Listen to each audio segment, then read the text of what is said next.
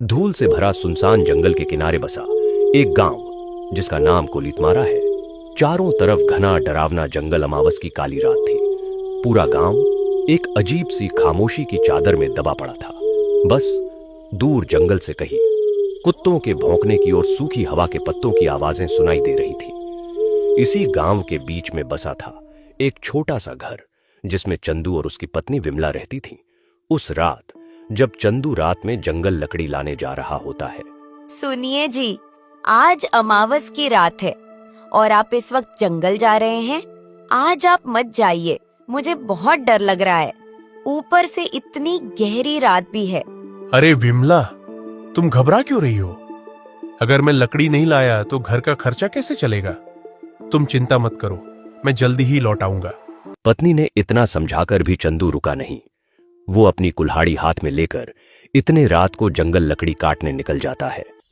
दूसरी तरफ उसी गांव के बीचों बीच पुराने बरगद के नीचे बनी गोपी की चाय की दुकान से धीरे धीरे बुझती अंगारों की रोशनी में चमक रही थी। उसी चाय की दुकान पर बैठे थे गांव के 4-5 लोग। उनमें सुरेश, जगदीश, गोपी और गांव के सबसे बूढ़े प्रेम चाचा भी बैठे थे। अरे ये कुत्ते इतना क्यों चिल्ला रहे हैं आज?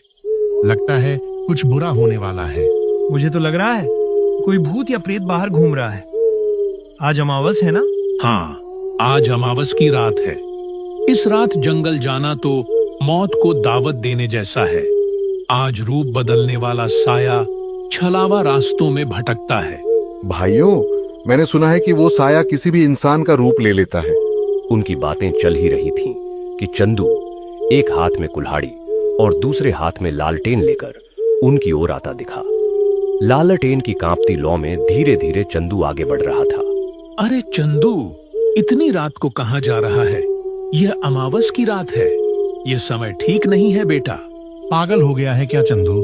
कौन आदमी आधी रात को लकड़ी काटने जाता है? गोपी भैया, अगर मैं लकड़ी काटकर नहीं लाया तो घर का चूल्हा कैसे जलेगा? हर रोज विमला मुझे मना करती है, पर मैं क्या करूं? मजबूरी है। अगर मैं घर पर बैठ गया तो घर कैसे चलेगा? मत जा चंदू, आज अमावस की रात है। जंगल में आज कोई इंसान नहीं बल्कि वो खतरनाक साया घूमता रहता है। सुरेश भैया, आप ठीक कह रहे हैं, लेकिन मैं ऐसे घर पर नहीं बैठ सकता। मुझे जाना ही होगा।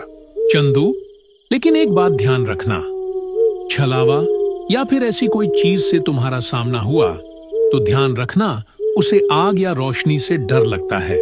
इतने में एक जोरदार ठंडी हवा का झोंका आया। लालटेन की लौ तेज लहराई और जैसे किसी ने पास में ही हंसकर फुसफुसाया हो। सबके रोंगटे खड़े हो गए, लेकिन चंदू डरा नहीं। वह अपनी कुल्हाड़ी लेकर आगे बढ़ गया। चंदू चलते ही जा रहा था। गांव की आखिरी सीमा पार होते ही सुनसान जंगल का रास्ता शुरू हो गया। रात का अंधेरा और भी भयानक हो गया था। पेड़ों की टहनियां हवा में हिल रही थीं, जिससे अजीब आवाजें आ रही थीं। चंदू को एहसास होता है कि उसके अलावा भी कोई है। चंदू रुक जाता है और कहता है, कौन है? कोई है तो सामने आ जाओ। जवाब में सिर्फ सन्नाटा। तभी उसे अचानक एक काली परछाई दिखी जो एक पेड़ से उतरकर खेत की तरफ चली गई। कौन है रे जगदीश? तुम हो क्या? अगर कोई गांव का आदमी मेरे को डरा रहा है तो मैं डरने वाला नहीं हूं। सीधे तरीके से मेरे सामने आ जाओ, नहीं तो मेरे हाथ जो कुल्हाड़ी है उससे मैं तुम्हारा सिर धड़ से अलग कर दूंगा। तभी वह काली परछाई वापस आने लगती है। वह धीरे धीरे चंदू की तरफ बढ़ रही थी और वह कोई और नहीं बल्कि चंदू की पत्नी विमला थी। चंदू का दिल धक से रह गया। अरे विमला, तुम इस भयानक जंगल में इतनी रात को क्या कर रही हो? मैंने तुमको बताया था कि मैं घर जल्दी लौट आऊंगा, फिर तुम यहां क्या कर रही हो? विमला मुस्कुराई, लेकिन उसकी आंखें बिल्कुल ठंडी थीं। लेकिन वो आवाज विमला की नहीं थी, वो तो उस जंगल के छलावे की थी।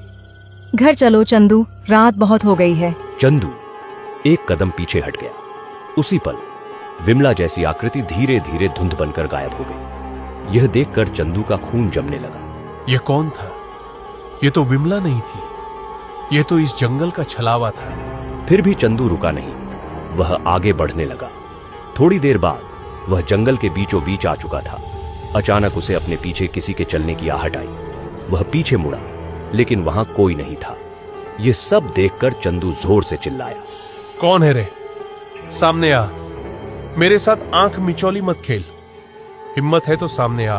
तभी एक बार और उसके पीछे धीमी खुरदुरी आवाज आई, जैसे किसी 50 साल के बुढ़े की आवाज हो।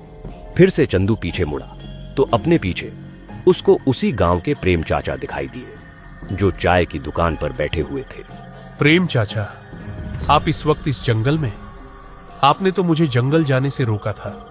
आप यहाँ क्या कर रहे हो? मैं तेरा ही इंतजार कर रहा था चंदू।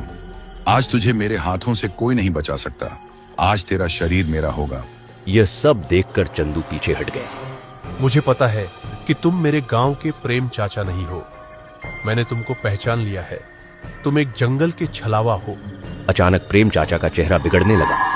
आंखें लाल, दांत लंबे और चेहरा किसी दानव जैसा हो गया। चंदू डरकर कुल्हाड़ी लहराता हुआ भागा। छलावा हवा में उड़ते उड़ते चंदू के पीछे आ रहा था। वो अजीब सी आवाज में हंस रहा था। चंदू भागते भागते जंगल के बीचों बीच पहुंच गया। उसे समझ नहीं आ रहा था कि अब क्या करे।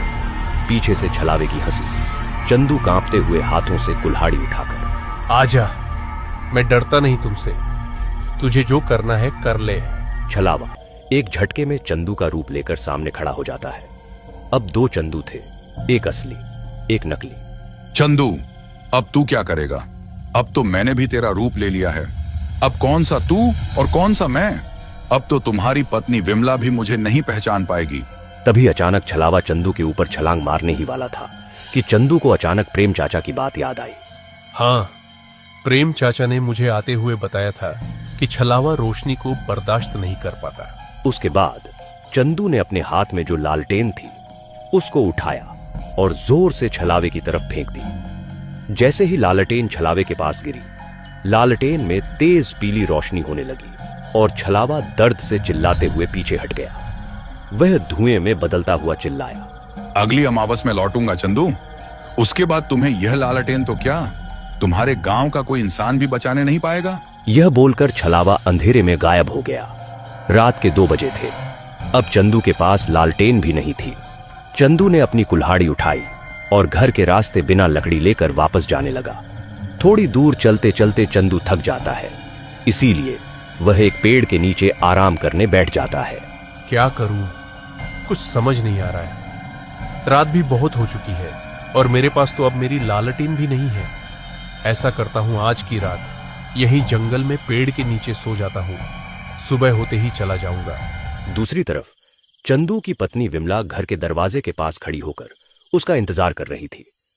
रात के ठीक 4 बज चुके थे। तभी विमला खुद से बातें करते हुए बोलती है, हे भगवान, रात के 4 बज चुके हैं और अब तक ये घर क्यों नहीं लौटे? उनको कुछ हुआ तो नहीं होगा? अब मैं क्या करूं? थोड़ी ही देर में सुबह हो जाती है। सुबह होते ही विमला गांव में जो चाय की दुकान है उसके पास आने लगती है। चाय की दुकान पर वही लोग बैठे थे जो रात को चंदू को समझा रहे थे। क्या हुआ विमला, तुम आज चाय की दुकान पर कैसे आई? सब ठीक तो है ना? नहीं प्रेम चाचा, सब ठीक नहीं है। कल रात को चंदू लकड़ी लाने जंगल गए थे, लेकिन चंदू जंगल से अब तक घर आए ही नहीं। मुझे बहुत ही चिंता हो रही है। विमला, तुम चिंता मत करो, अभी हम सब उस जंगल में जाकर देखते हैं। उसके बाद सभी चंदू को ढूंढने जंगल की ओर जाने लगते हैं। थोड़ी दूर जाने के बाद उनको दूसरे गांव का एक लकड़हारा उस जंगल में दिखाई देता है। बेटा, तुमने किसी आदमी को इस जंगल में देखा है क्या? वो भी तुम्हारे तरह इस जंगल में रात को लकड़ी लाने आया था। हाँ चाचा, मैंने एक आदमी को एक पेड़ के नीचे देखा था, लेकिन वो सोया हुआ था, इसलिए मैंने उसे जगाया नहीं। वो पास में ही जो पेड़ है उसके नीचे सोया हुआ है। सभी लोग चंदू को ढूंढते हुए आगे जंगल के रास्ते निकल पड़ते हैं। कुछ ही दूर जाने के बाद उनको चंदू एक पेड़ के नीचे सोया हुआ दिखाई देता है। अरे ओ चंदू, नींद पूरी नहीं हुई क्या? अब उठ जा, देखो हम तुम्हें ढूंढने जंगल आए हुए हैं। तभी अचानक चंदू की आंख खुल जाती है। चंदू खड़ा हो जाता है और कहता है, तुम लोग यहाँ? क्या हुआ? सब ठीक तो है? और विमला, तुम भी इन लोगों के साथ इस जंगल में क्या कर रही हो? आप आज घर नहीं आए तो क्या मुझे चिंता नहीं होगी क्या? मैं रात भर आपकी चिंता में सो नहीं पाई और आप कह रहे हो कि क्या हुआ? विमला, अब मैं तुमको क्या बताऊं कि मेरे साथ रात में क्या हुआ। क्या हुआ चंदू? तुम्हारे साथ रात को इस जंगल में? प्रेम चाचा, अब आप लोगों को मैं क्या बताऊं। कल रात जब मैं लकड़ी लेने इस जंगल में आया ना, तो मुझे विमला का रूप लेकर इस जंगल का छलावा मेरे सामने आया। उसके बाद वो गायब हो गया। थोड़ी देर बाद फिर से वह छलावा आपके रूप में मेरे पीछे मुझे मारने आया प्रेम चाचा। लेकिन आपकी वजह से मैं कल रात को बच गया। आपने मुझे चाय की दुकान पर बताया था कि छलावा लालटेन की रोशनी से भागता है। मैंने मेरे हाथ में जो लालटेन थी वो छलावे के ऊपर फेंकी। उसके बाद छलावा गायब हो गया, लेकिन उसने मुझे बोला था कि वह फिर अगली अमावस की रात हमारे गांव आएगा। प्रेम चाचा, छलावा गया नहीं है, सिर्फ कुछ दिनों के लिए गायब हो गया। इसीलिए हम सब गांव वालों को सावधान रहना होगा। बेटा चंदू, तू आज बच गया, पर वो किसी और का रूप लेकर फिर आएगा। अब चलो यहाँ से जल्दी। तभी सभी लोग वहां से अपने घर जाने लगते हैं। आज भी ऐसे गांव हैं जहां किसी को छलावा जैसे चीजें रहती हैं। अगर आप ऐसी और कहानियां देखना चाहते हैं तो चैनल को लाइक और सब्सक्राइब करें।